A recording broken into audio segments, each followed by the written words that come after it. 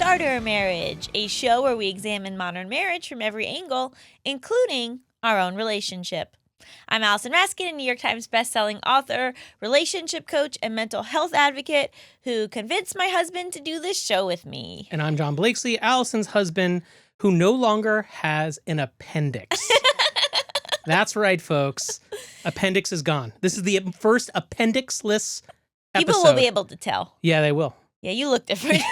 I'm not bowled over in pain anymore. So we record this show every 2 weeks, and then we got home, and you started to complain of some stomach pains. Yeah. And then it seemed to be getting worse. Mm-hmm. And so you weren't quite ready to go to bed. When I was ready to go to bed, and I said, okay, well, wake me up if you're dying. Right. And around 2:30 in the morning, you walked into the bedroom and said, I'm dying. Right. And about, I'd say 10 to 15 minutes later, we were on our way to the ER. Right. So I was in some pain when we got home, Mm-hmm.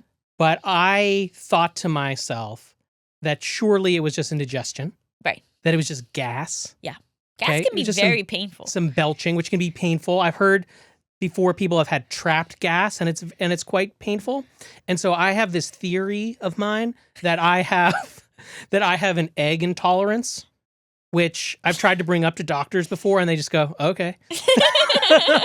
I'm always expecting them to be like, well, we'll test you for that or something. And no, they're just always like, yeah, that's fine. But you keep eating eggs. Well, here's the thing with the egg intolerance. I have found that sometimes I eat eggs and it's no problem. Mm-hmm. Other times I eat eggs and it's just like kind of annoying, but not like a huge deal. And then other times I'm belching all day. Right. It's disgusting. And so that night we had fresh egg pasta. And so I had never really had it from that before, but I was like, oh, this is what this is. And maybe my intolerance is getting worse. So I was a little embarrassed. Mm-hmm. I'm staying up. I'm doing specific gas yoga on YouTube videos of how to pass gas. Cause I'm like, I got to get rid of this trapped gas. And we get to the ER finally, cause it's just not going away and I'm in a bunch of pain. And I just keep thinking to myself, it's just trapped gas. So when they're asking me like, how much pain are you in? The answer is 10. And I can't You were not being clear about that at all. And I can't even sit still because I'm in so much pain. Well, the problem is that the first two people we talked to never made you do the scale. They never said 1 to 10. I see. They just were like, how are you feeling? And you were just like, well, I think eggs don't agree with me. Whereas I would have been like, I'm in the worst pain of my life. Right. This is unbearable. I would have been crying. I would have been like making such a stink. But like, to be fair to them, you were just sort of like, yeah, it's not been a fun night. I was in the worst pain of my life. And the only reason I knew that was because you just kept saying that in a very calm voice. Right. There was like such a disconnect between like your the way you were emoting it. Well, honestly, I kept thinking about this podcast, which we had recorded earlier in the day. And I'm like, we're going to tell this story. And then the punchline of the whole thing is going to be after I get Allison, my pregnant wife, up in the middle of the night and I get rushed to the ER and I'm saying it's the worst pain of my life. And the punchline is it was just gas. And we'll all have a laugh and we'll make fun of me about it. Turns out now we're making fun of me about the fact that actually I was literally dying of appendicitis. And so I got in there and I'm underplaying it this whole time. They finally get me I vomited in the waiting room. So. Also, John decided that he should bring a pot into the ER because I'd been carrying around this pregnancy pot for when I would vomit in the car. And he was like, I got to bring this in with me. It's our special vomit pot. It's our vomit pot, our puke pot, if you will. Yeah. But like at the ER, they have supplies for that. I didn't know that. And so every place we went, they were like, you brought a pot? And then they would laugh at us. Yeah, well, once you bring the pot into the emergency room, there's not like a cubby where you can keep your pot. You got to carry the pot into every successive room that they bring you. So I'm just carrying around like a soup pot for hours. Huge pot. There's like no way I could have vomited that much anyway because there was nothing in my stomach. But I'm carrying around this huge pot. Right. So anyway, so they get me in there. They finally get me to a bed. They're saying, oh, we'll just get you. They gave me Zofran intravenously. So in a way, I did kind of one up you because you've been taking Zofran for pregnancy. Well, this is where I want to tell this part of the story, Right. which is that we have a wonderful mother-daughter pair who cleans our house every 2 weeks, and we've become really close with them. And they were telling us, like, the last time they were over before this happened, that the mom, when she was pregnant with the daughter, her husband got, like, really sick and was, like, you know, like wanting all this attention. And she was like, I'm pregnant, leave me alone kind of thing. And she was like, yeah, men do that. Men will get really sick while you're pregnant. And I turned to John and I said, don't do that. And then like a week later, you were in the ER having emergency surgery. But I think even my nurse there was like, they gave me like 4 milligrams or something of morphine or whatever it is. And they're like, yeah, we'll just give you a little, take the edge off kind of thing. You'll be fine though. We'll give you antibiotics, get you out of here. Then when the CAT scan came back, because I had my first CAT scan, they're like, yeah, you have acute appendicitis and we need to operate like as soon as possible. Well, she was very funny. She was like, I got good news and bad news. She was like, the good news, we know what the problem is. The bad news, you have appendicitis. And I was like, that's a pretty good way to frame it. Yeah. But honestly, in a sense, best case scenario. Yeah. Considering the surgery went well. Yeah. Because we know what the problem is. Yeah. And you were literally out of the hospital like in less than 12 hours. Or no, you were out of the hospital in like 13 hours. Right. It's this weird thing though, where they're like, appendicitis, like it's going to kill you if you keep letting it go. Mm-hmm. So it's like, this is an emergency. We have to operate or you're going to die. But hopefully it doesn't rupture in the time that you're hanging out here. But like when you're watching like TV shows and they're like conducting emergency surgery, you're like rushed to the operating table. Not in real life. You're just kind of like hanging out. You're waiting for a doctor to admit you. Well, for this, I think that there are some things, like if you've been shot or if there's some other... I think sometimes people do get rushed. Of course, but I'm just saying, like, it's a funny experience to be in where they're like, yeah, this is emergency. You need surgery or you're going to die. We don't really know when we'll get to you. We'll get around to this when we can, you know? Have some more morphine. Because then they doubled my morphine because they're like, oh, he must be in a lot of pain. Right. And that was great. That was terrific. But yeah, so I had my whole surgery and now I can't lift up anything more than 10 pounds for 4 to 6 weeks. And yeah. I remained rather calm throughout. You're very good in a crisis. You're very bad in day-to-day vicissitudes. Like the tiny things that you'll stress out about. Right. But when a crisis hits, I'm fine. You're the person to come to. Yeah. And I feel like people people don't expect that of me. But it's like, oh, the shit hits the fan. I'm going to be calm. I'm going to be cool as a cucumber. You saw a lot of humor in the whole thing. Yeah. I think because I've had surgery and like my family's had surgery, like I don't have I'm not afraid of surgery. Right. Where, you know, like you'd never really had major surgery, like since you were a kid you had a hernia surgery, but like as an adult you haven't really been under general anesthesia. No. And for whatever reason, like I'm not like worried about general anesthesia, perhaps incorrectly, because it is a risk. But like once they were like, okay, you need surgery, I was like, oh great, they'll get that right out. Yeah, you thought that was, it was kind of reassuring in a way. Yeah. It also was like validating that like, oh, because I kept thinking to myself, this is the worst pain of my life. And also, I kept thinking, this is the first time in my life where if they told me I would have to continue to experience this pain, I would rather die. Right. I'd never understood that when people are like, just if I'm suffering like that, pull the plug. I've always been like, no, do everything. Find the best doctors and keep me alive as long as possible. Now I'm like, no, I understand that. If you're in that kind of pain, like, it's not livable. I was like, I can't live like this. Yeah. This is the worst thing I've ever felt. But the morphine helped. The morphine was amazing. I could have lived on the morphine, honestly, maybe. Just like, it's like high on morphine for years in that ER. Maybe I could have done that. Oh, all right. Well, it's good to have that on the table. And then they gave me the opioids to like the pain relievers post that. And one of the things that they do is they boost your serotonin, which is also what like my SSRI does. And so there was one day where I was like getting emotional over the fact that I was just so happy to have a reading chair in the house. which I've had for years. Same old chair. Like, it's so nice. It is a nice chair. It's beautiful, and it's also a place in the home where I can commune with beautiful ideas and language. I had that thought, and I was so happy. I was like, what a life that I get to have this chair. And then, like, a couple days later when I'm off the meds, I'm like, this freaking chair is in my way. I'm miserable. Yeah.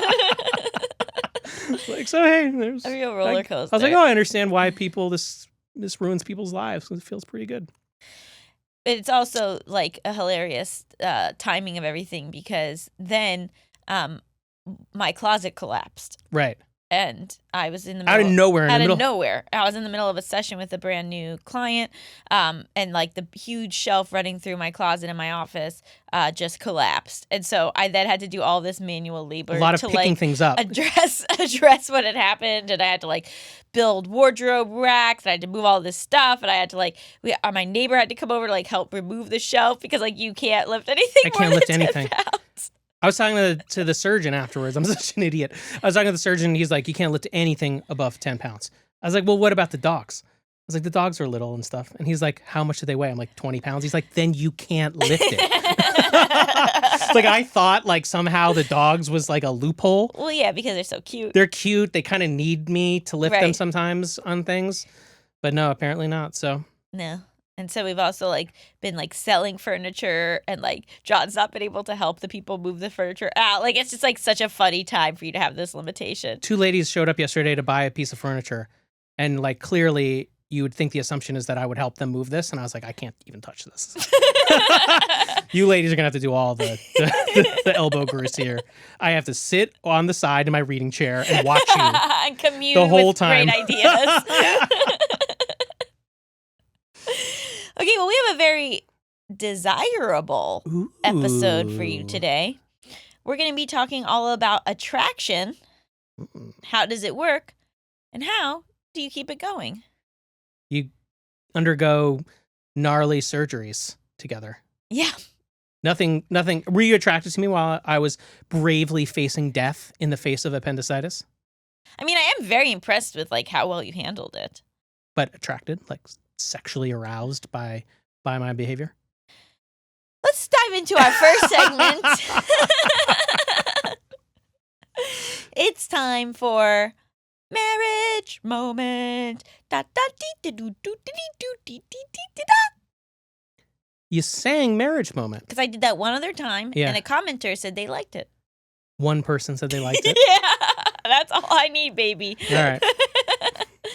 We already kind of started the episode with a marriage moment, but you know we're not gonna be cheap and claim that as the marriage moment. No, we're you still gotta- each gonna give our own original one. I have more stories to tell. Okay, I'll go first. So I'm loosening the rules around this to pre-marriage, just because you know that was 2.5 years of our relationship, and I'm running out of marriage moments. Right. Do you feel like you're running out of marriage moments?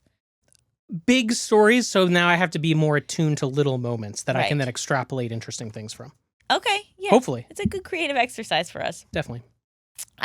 So when we moved in together, we like combined all of our stuff, right? Like we ended up like not really buying that much new things. Yeah.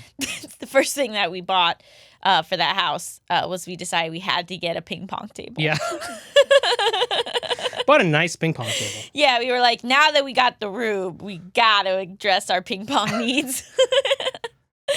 And then we had a ping pong tournament housewarming party. Mhm. I'm burning too many stories in this one moment. Yeah. That should have been its. Oh, damn. Okay. So anyway, one of the things that I moved in with me was my plants, and John has like, what do we call it? Like your Sunday pitter patters, like your Yeah. Sunday rituals that like the chores he has to do on Sunday, because that's like when the trash is taken out. And so he often like goes and does his pitter patters. And I found out at months in, maybe even a year in, that part of his pitter patters was that he was watering the plants. But the plants were fake. Yeah. And I cannot tell you, because not all the plants are fake. Yes, I don't know. We have one plant that your sister gave us Yeah. that's like an air plant. Right. It's not even in soil. So I guess And it's also not really doing well. I don't think it's But- alive anymore. Probably not. But yeah, so I cannot tell you how proud of myself I was. That this plant was flourishing under my stewardship. All these plants, because you were watering 3 fake succulents on Yeah. the table, Mm-hmm. and then when we moved into the house, they left behind this like potted plant. Yeah. And the reason you found out these plants were fake was because you realized that potted plant was fake as well, and all of the water Mhm. had been seeping through, And staining the floor. Yeah. Yeah. I had been watering fake plants for months and just destroying the home Destroying it. in the process. So embarrassing for me. But like, how lovely that you thought to care for my plants, I was and like- that you even thought I was someone who could keep a plant alive to begin with. Right. Because I don't own plants No. that are require. You're not any allowed kind to be of- yeah. around plants. Yeah. No. I was like, ooh, I have a green thumb. Nope. My mom couldn't keep a plant alive to save her life, but she had this one cactus, this like tiny cactus that she had for like, I don't know, my whole life, like 20, 30 years. And that was the only plant. And it was in this like little shitty pot. And it was like, this was like the one thing that she could keep going. Thing that like famously survives under the harshest conditions. In any Yeah. condition, yeah. That's funny. All right. Well, I have a little moment. Well, I haven't shared why that's a cute moment, but I guess to wrap up that moment, it's like very cute that you were like caring so much to take care of these plants, and then also it gave me a fun thing to poke fun about, and I love that. I love when you do something where it's like very funny, and then I can like kind of think about it and laugh. Right. See, this is what I was afraid with the appendicitis thing, that it was all going to be about my gas. And then it turns out I was dying. Okay. So my marriage moment is something we were talking about recently, which is, this has happened on a few occasions where every time that Allison goes into a grocery store, especially when she's with me, but I guess just in general, every time she has to buy corn. It doesn't even matter if like we've maybe decided everything we're eating for that week and corn is not a part of it. If there's corn in a grocery store, Like fresh corn. Yeah. Allison has to buy it. It's so bizarre. And I just remember a moment where we were at our local grocery store where I could see she was like up ahead of me and I could see the corn and I could see Allison and she hadn't noticed the corn yet. And you watch her like, it's like almost in slow motion from afar, like you seeing the corn, registering that there's just fresh corn here. And then Can't pass that up. You going over to the corn, taking a look. I'm like, she's going to grab this corn, isn't she? We have all of our meals planned out. There's no corn, but she's going to grab it. And then you pick it up. You're still like uncertain. You're also always have this childlike thing. Like you're not sure if we can buy like certain foods. And then you look at me and you go, I think this would be nice for my lunches. She says this, and this is also an excuse she says a lot. Like, this will be nice for my lunches. I'll just eat this corn. And she never does it. She's never done it. We've thrown out so much corn. But because she just sees the corn and she has to purchase it. And so the reason why this is my marriage moment is that I was reflecting on it this week. Yeah. And I thought it's so interesting because so much about being married and being in a relationship is about understanding that ultimately you'll never fully know this person completely. Like that you could spend a lifetime with someone and they're still kind of a mystery to you. And then there's this paradox that by the same token, there are some ways in which I know you better than yourself. Like I could watch you at a distance and be like, that corn that's near her is about to transfix her. Before it was even conscious to you that you were being pulled in like the sirens calling to Odysseus, like that you would grab this corn and put it in our our cart. And so it is this like funny paradox of being married where it's like, yeah, I know you better than you know yourself in certain instances, and yet you're still inscrutable in certain ways to me, and probably I am, will always because be. I feel like you always say that nothing about me is a mystery. And that you know everything about me. I know a lot of things about you, yeah, that you think are mysterious about you, but I spend a lot of time honestly thinking about you and how your mind works. Really? Yeah. Why? As sort of a research project? Well, you're this person that I live with, and sometimes I'm like, why did she just behave like that? Or like, why does she like this or dislike that? Like, and I like, it's interesting to me. Like, I'm curious about it, of like why you are the way you are, and you're just happen to be like always around. And so, and I have like a lot of behaviors to observe, and sometimes your behaviors are bizarre. And so it's just like thinking through that of like, why is she like that? And What have you figured out? all kinds of stuff. Oh, please tell me. Some of them I have to tell you off the air. But if some of them come up in our conversation today, I'll try to Oh, wow. to point it out as one that I've thought of. Are you worried about me? No. It's more of like, why is she afraid of these certain things? Why is she excited by these other things? Like, you know, things like that. You know, one of like my favorite ways that I've heard about like what a life partner is, it's like someone there to witness your life. Yeah. Like That- to bear witness. Like to to your... bear witness to like your life and your experience. And I feel like that's so true, that like, yeah, like I know what you're up to more than like anybody else could Absolutely. possibly know. And like sometimes people will say things to me and they'll be like, I don't know how John's like this. And I'll be like, well, you know, there's also this. Like, you know, like there's stuff where like, you know, very few people get to see like the full picture. Right. But another moment that pops out to me is I think we've shared that I'm a big reader, and one of my best friends was saying that like once I have the baby that I won't read anymore, and that I like won't have any time to read, and I won't have any interest in reading. And I felt like, what are you talking about? Like, of course I'm gonna read. And then afterwards we were talking and you're like, you'll read. Like that you just had such an understanding of that about me. Yeah. I can't imagine you not reading. I could see you breastfeeding while you're reading. Right. It would be bizarre. But like someone who didn't like live with me or like observe me to the level that you would be like, yeah, most moms probably like don't have like the ability or interest to like read for a while right after, but like it's like such a part of my daily habit. Yeah.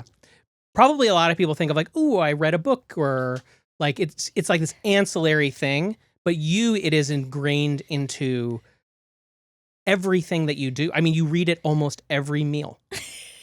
Unless we're like having dinner together out. Even still, sometimes we have special days where we have a meal out, and I agree. We've like, only done that once. I declared an Allison morning one day, and we went out to breakfast, and we didn't talk. We just read our books. That was a beautiful moment. Yeah. I mean, we did talk, but we're burning multiple marriage moments. This show's gonna have to get canceled. But yeah, so yeah, there's just no way. And then do you feel like I know you 100%? Well? Yeah. Nice. I'm gonna be writing down my observations since you're writing down yours. I didn't say I was writing them down. I just think about them. Wow. I'll think about. I think about you. Thanks. Okay. Appreciate it. Now let's share a listener's marriage moment. All right. One of our favorite things is getting your marriage moments. So please submit them to startermarriagepodcast@gmail.com and we'll read them on the show. It's really fun to get them. I love reading them all.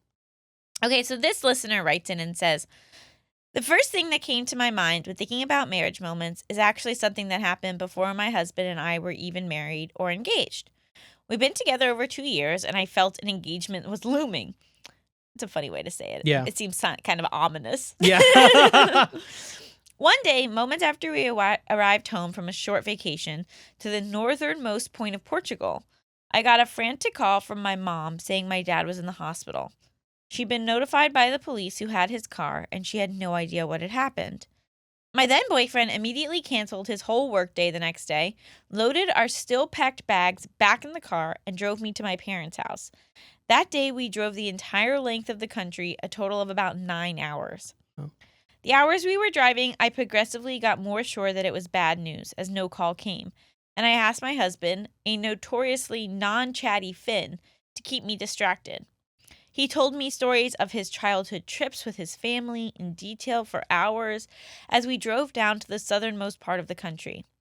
When I think about that day, even though it was one of the worst of my life, as my dad had sadly passed away of a heart attack at age 60, I have a warmth in my heart remembering how my husband told me about eating raclette for dinner and playing board games after skiing in the north of Sweden with his family. He stood beside me for everything that came after. I knew those next weeks that I'd spend my life with this man. And now it's 4 years later, we're married and own our home, and I'm carrying his baby boy. Aw. I mean, these are like the real marriage moments. Right. Right? Where it's like, can this person step up in like your worst possible nightmare? And even just the kindness of like, I'm just going to tell stories, tell jokes, entertain me, Right. and keep me distracted while I like try to just like avoid this horrible waiting. It reminded me, like when I read it, of everything we went through with your mom and like the little rituals and games and humors, gallows humor that we would have to go through together in order to like get through it and just like make sense of it in a weird way. Yeah. And it's also just so interesting to me, the idea of being with someone who's not chatty. Oh yeah, Because you talk a mile a minute. I'm talking all the time. Yeah. Our kid is never gonna shut up. Our kid's gonna have so much to say. He's gonna have a podcast when he comes out of the womb. But then there are moments of silence, and I think we've both had to like get used to them. That's okay too.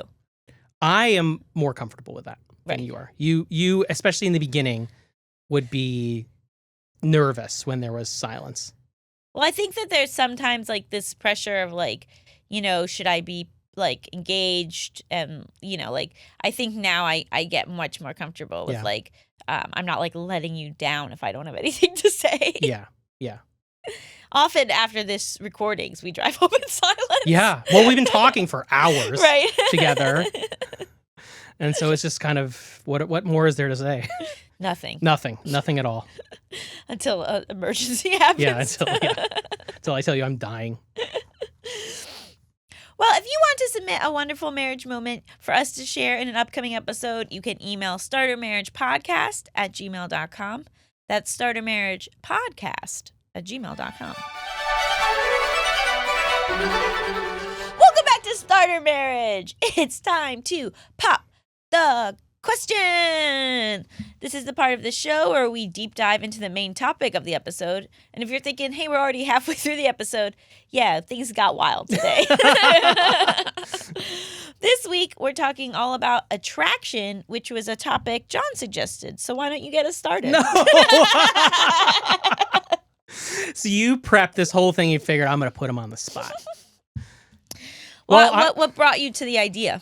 Well, I recently have been trying to be more health conscious, and I've lost weight, and it was partially because I got like some alarming medical news about my cholesterol and decided like I needed to tighten some things up, like make some changes in my life. And one of them is like probably need to lose a little weight. And so doing that, and then like it being frustrating at the beginning, especially when things aren't moving along as quickly as maybe they would have earlier in my life, or like, even I could have just like lost weight quicker because I could run multiple miles every day when I was younger. And now if I do that, I'm going to get injured. And I just understand that I'm going to get injured. And so I have to like go about that training in a different way. Mm-hmm. So I had started thinking not only about this process of trying to get myself back into shape, but thinking about it as vis-a-vis you and our relationship, like obviously hoping that you find me more attractive, like as I lose weight, thinking through like friends and acquaintances, people that I've heard talk about like disappointment over their partner's attractiveness over time or their own attractiveness over time.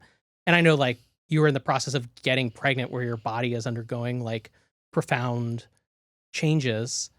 And so I was thinking like it might as both of our bodies are in the process of changing currently in opposite directions, like it might be interesting for us to like think about that and have a conversation about it. Changing in opposite directions was a funny way to put that. Well, you can't help it. The baby's Yeah. pushing. It was very. I will have to share the moment where a few weeks ago I said, "I think I'm starting to show," and your response was, "Yeah, you've put on weight." I meant it in the most. I know, Yeah. but it was like such a classic husband blunder. Yeah, husband put his foot in his Yeah. mouth. Yeah. I'll be hearing about that one. Yeah, that made it to the list of things to revisit quite often. I will say that, like, for me, as someone who's like weight has drastically fluctuated, in my 20s, I was very thin, and an interesting dynamic in our relationship is that the things you have said about how I used to look versus how I look now. Like you've said before that, like, if I approached you when I was like 25, I would have been like too hot for you. Like you would have like not been able to like to handle it, or you would have like done whatever I wanted, and that's nice, but then the implication is like, but you now I'm like totally I can, that's fine. Like that doesn't wow me in a way where I like can't even form a sentence. And so it's this weird thing where I'm like almost jealous of my former self when it comes to you, because I know that you're like so much more attracted to her than to the person you've actually met and married.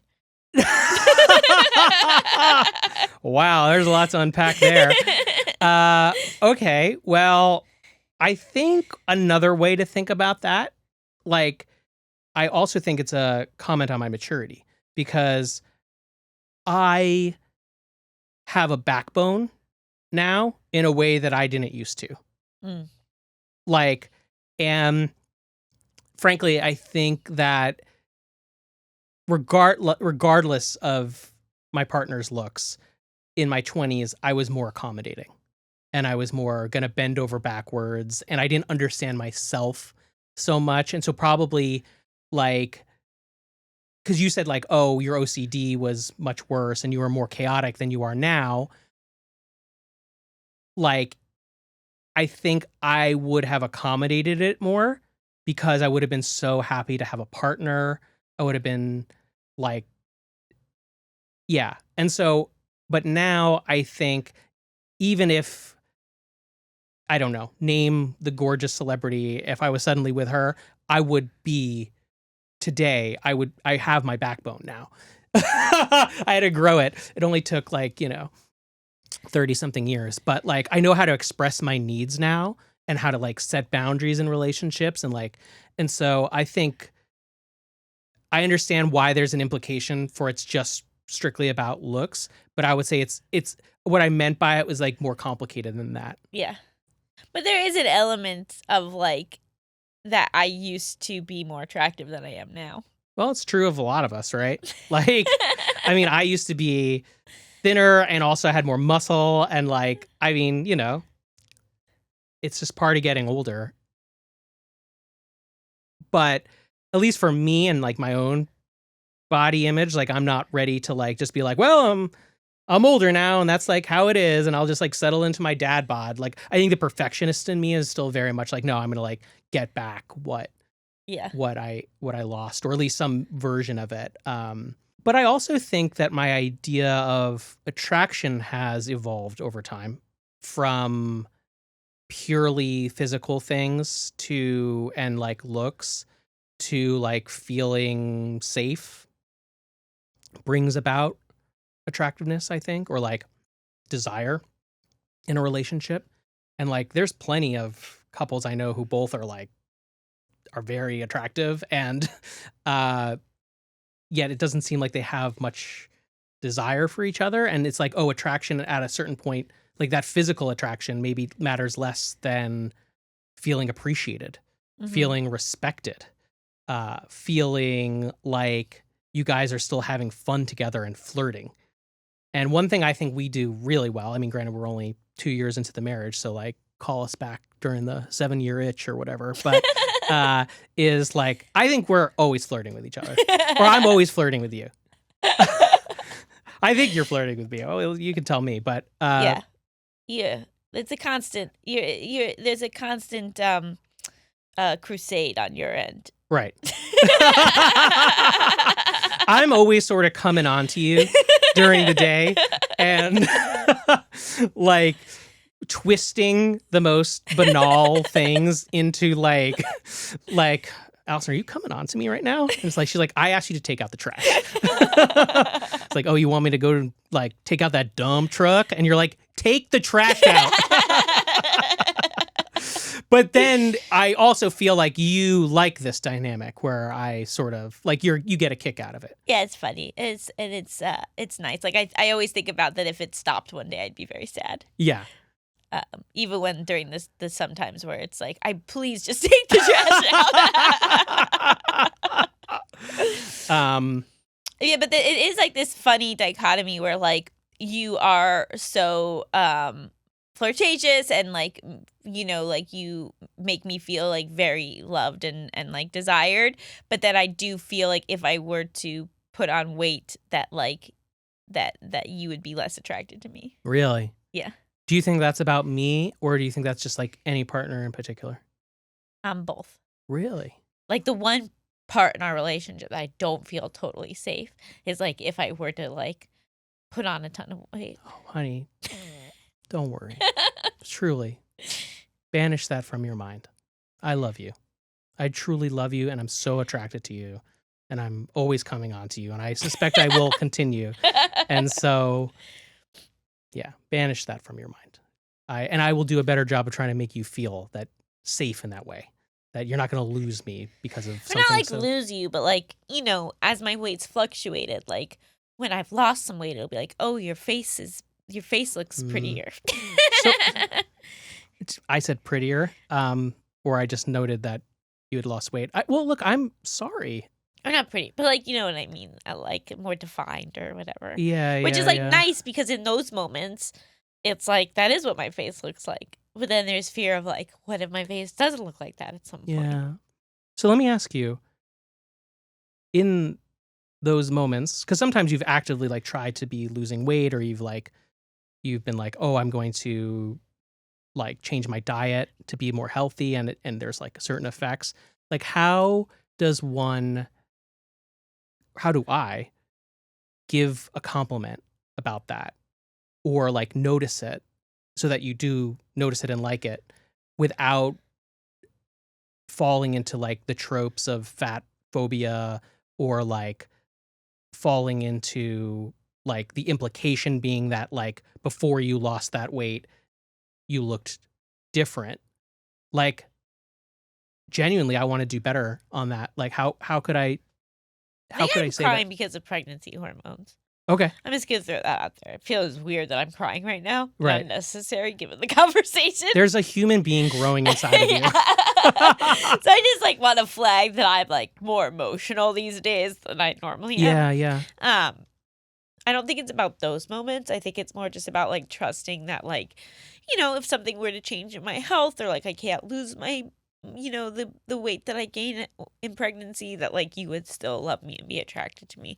I don't think that there's anything like wrong about the fact that like, you know, when I weigh less, my face does look different. And like that's, you know, like you've just like said things that you're like very shallow. Right? Like you said that you're like a really shallow guy, that you wouldn't end up with someone who wasn't pretty, like that you're, you know, things like that. So then I think it's then just like trusting that like this is different than like when you first start dating somebody. Yeah. And so like if something were to happen, if I were to become disfigured or put, you know, unable like to look away that like wasn't, you know, something I would like ideally want to look like, that like the foundation of love is still there. And so it's not the same as if like we met that in that moment. Yeah. Well, also me telling jokes about me being shallow, because it's a joke, but to be clear, but also it was, you know, meant to make you feel, you know, like don't worry, if you're worried about me thinking you're pretty, I'm really shallow. Like I would, this would have been sorted out months ago. Like I'm joking, but that's not to, that shouldn't be used to justify some narrative that I wouldn't love you anymore. It's more of, I'm just trying to like, to make you feel better through that joke, which it's such a landmine because I think about it too, of like wanting to be attractive to you and like worried like you're going to be no longer attracted to me, or that like being better looking or getting into better shape will make you desire me more, and like there's something to it, right? Yeah. I mean, I'm sure that if I like, I don't know, like put on some muscle mass and I don't know, like gained a few inches of height somehow, like you might physically desire me more. And so I don't know. Like I mean, there is something to that. And like a question I have for you is like, I've always loved what you wrote in your book and that we talked about with Haley that one week about how it's up to you to find ways to be attracted to your partner. Mm-hmm. Love that. And finding ways. I feel like we do a great job of that because we're like find little jokes, and often through humor and laughing, we get to that place. But is there like an obligation to try to be physically attractive for your partner? Or is that misplaced? I think that the problem with that framing is the adding of the physical attractive. Yeah. Like, I think there is like an element of like you want to create environments where attraction is happening, right? Yeah. Where like, but that doesn't necessarily mean it's like tied to like how you look. I see. So like for me, like a lot of it is, I think it's this interesting thing where like for you, it's like, well, if I lose weight, then she'll be more attracted to me. When often it's like when you're feeling better in your body, you're presenting more confidently. Right. And then it's that confidence that I like find attractive. Yeah, or like you're feeling good about yourself, you're in a good place, like you're happy, like, you know what I mean? And like that's like versus when you're really down on yourself. Right. And so it's like tied to this physical attribute, but it's not really about the physical attribute. So let me ask you this. If I were a client of yours and I came to you and I said, say like a wife came to you and said, I just really feel like my husband has kind of like stopped trying, and he's kind of gone to hell with himself or whatever, like whatever phrase there is, like, and really I am less attracted to him because of that. How would you work through it with that person who felt that way? It's a tricky question. I think it's like creating opportunities to be attracted to them, right? So like, are they like really great at karaoke? Like, have you like, it's like, do they like love karaoke? And when you see them perform karaoke, you're like, oh, that's like so intriguing. Or, like, are they really like, what are they really good at and what like lights them up? And then how can you like create situations where you see them in that place? Right.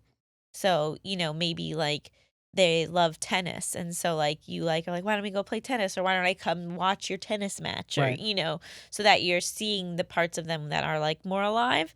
And I think it might also be just sort of like, touching on a bigger issue of like, is this person withdrawing? Like, are they kind of like disconnected from life and not really, engaged in the way that they originally were?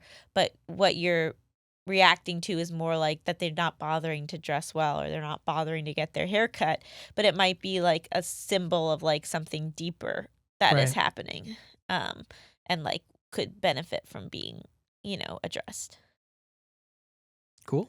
It's this very tricky thing because also I think when we're not feeling good about ourselves, we're not going to feel in like that sexual desire state. Right.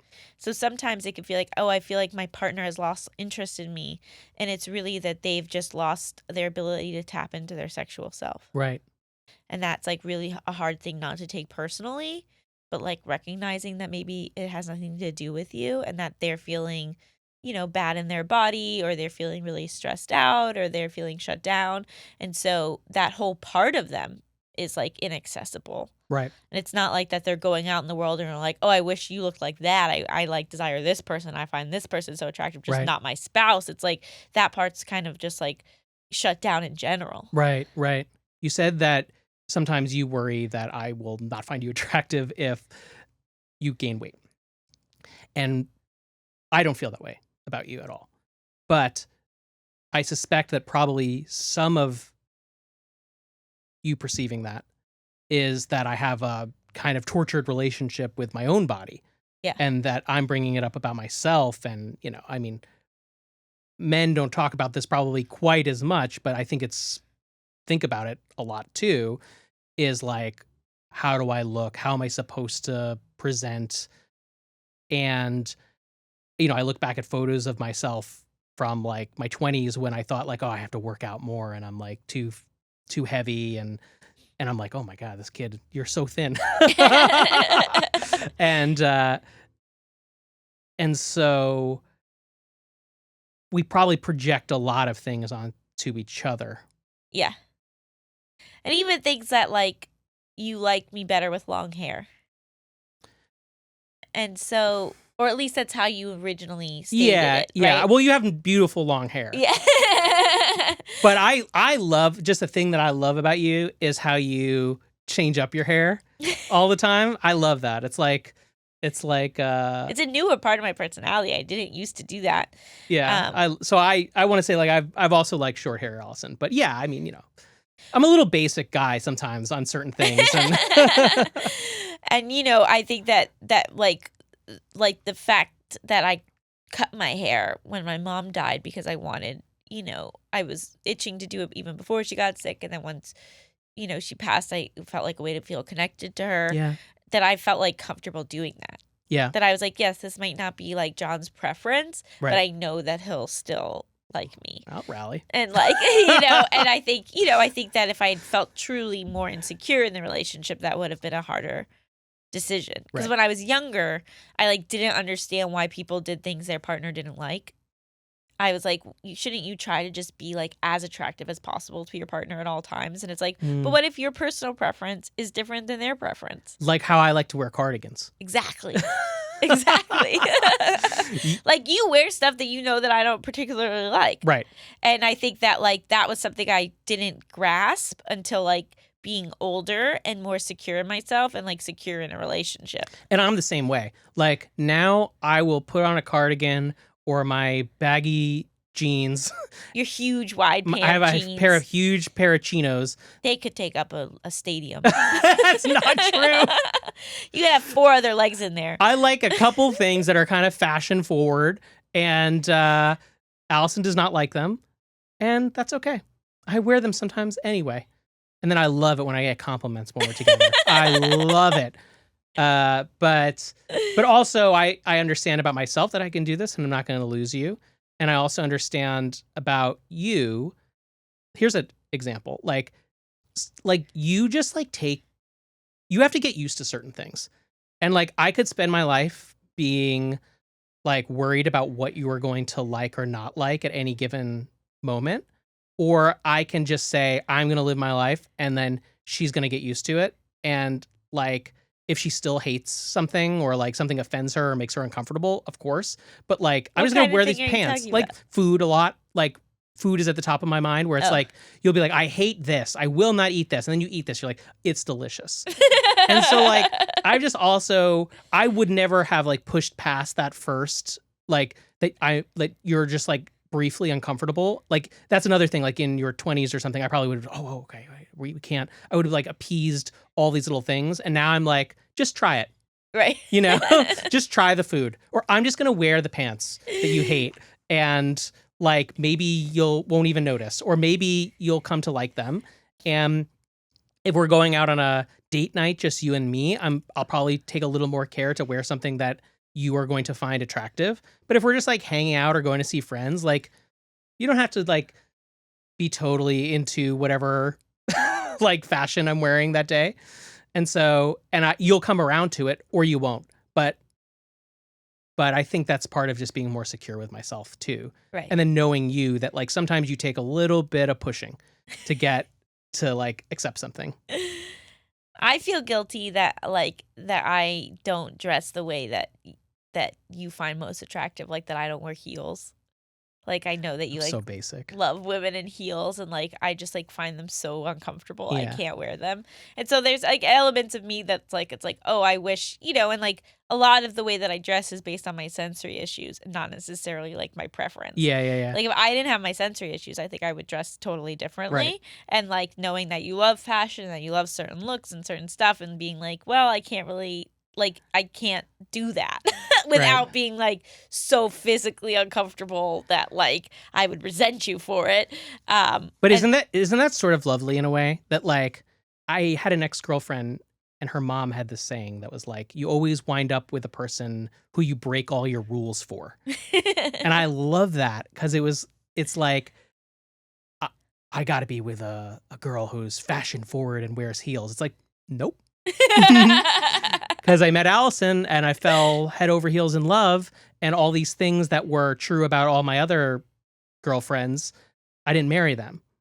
Right. And so it was like, oh, actually certain things weren't deal breakers. They were actually kind of shallow, or they were kind of besides the point. And what I was really missing is what Allison was offering me. And I think in my 20s, I probably could get in the way of myself in that way, like finding out that you didn't drink alcohol, and I love to like go out to bars and, do all that kind of stuff. When it's like, when the rubber meets the road, it didn't really matter. Yeah, because you still go out to bars. Right. I just go out with my friends. And you get to see ladies in heels. They do exist in the world. Yeah, and I point out sometimes nice ladies for you and nice photos. I also get to live with a beautiful lady. So. Sugar.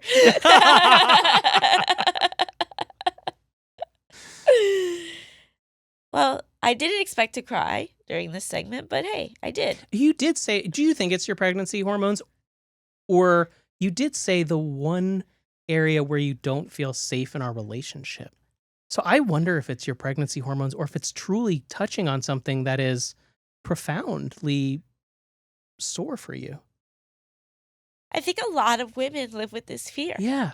Right? Because there's that whole cycle of like men leave their wives and date younger women. Yeah. And like that you age out of desirability. Right. And your value goes down. Yeah. And like there's just so much pressure to look a certain way and to be thin. Yeah. It's so, yeah, maybe I would have cried either way. Who knows? Yeah, I mean, then the culture is unrelenting about that. Right. And no, I think that attraction and love maybe, and we didn't really get into this, but can change over time to a certain extent. Because even like the most, the most gorgeous models in the world, male or female, are eventually going to age out of that look. And what gets you excited to turn over and talk to your spouse in the morning? Is it like they're probably not wearing heels in the night, and I'm at some point going to lose some muscle mass for sure. So it's probably like the little jokes or like the conversations, the history, the life that you've built together, the little ways in which you know each other in senses that no one knows about this other person, which is almost like these little secrets you share about this other person in their life. And like that, I think, is totally an aphrodisiac. Well, I don't have anything else to say because you wrapped that up so nicely. It's now time for our final segment, everyone's absolutely favorite, soon-to-be patented game show, Stay or Leave. Oh, wow. What is the show about? In this game show, I present you with a scenario of what might happen to us based on the episode's topic, and then you decide if you would stay or leave me. This is a fictional scenario? Yes. But it could happen. You're acting like you've never played the game. Sounds like a fun game. I've never played this before, but we got to go back to the hospital. Because marriage should be a choice, not a trap. Seems like you shouted that at me.